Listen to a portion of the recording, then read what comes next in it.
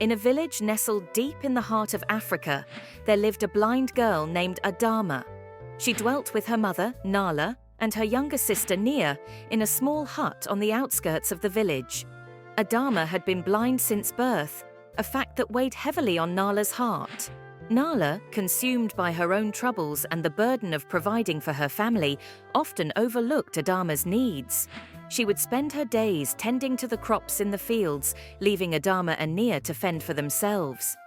Despite her blindness, Adama was a resourceful young girl. She learned to navigate the world around her using her other senses and quickly adapted to her condition.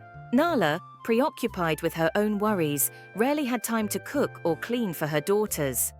Adama, determined to help her family, took on the responsibility herself.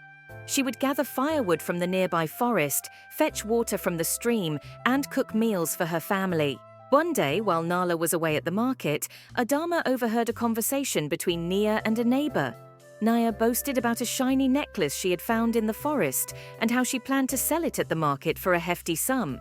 Adama realized that the necklace belonged to Nala and had sentimental value to her. Filled with anger and disappointment, Adama confronted Nia about the necklace. Nia, caught off guard, tried to deny it at first, but eventually admitted to taking it. She justified her actions by claiming that she needed the money more than Nala did.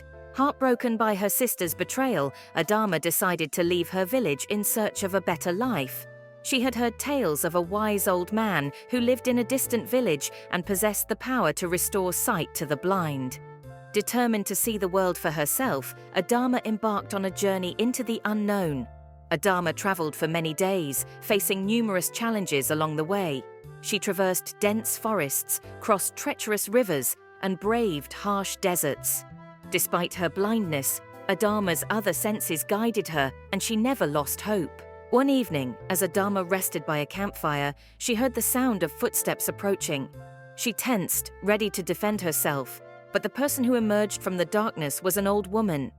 The woman introduced herself as Malaika, a healer who had been searching for Adama.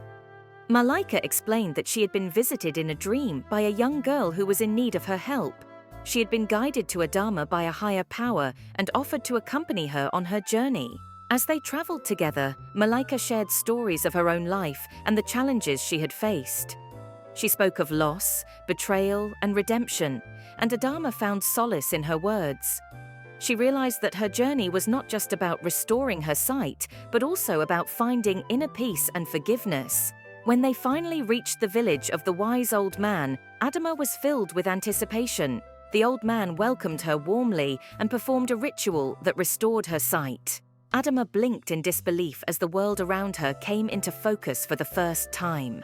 With her sight restored, Adama returned to her village a changed woman. She forgave Nia for her betrayal and reunited with her mother, who was overjoyed to see her daughter's eyes light up with happiness.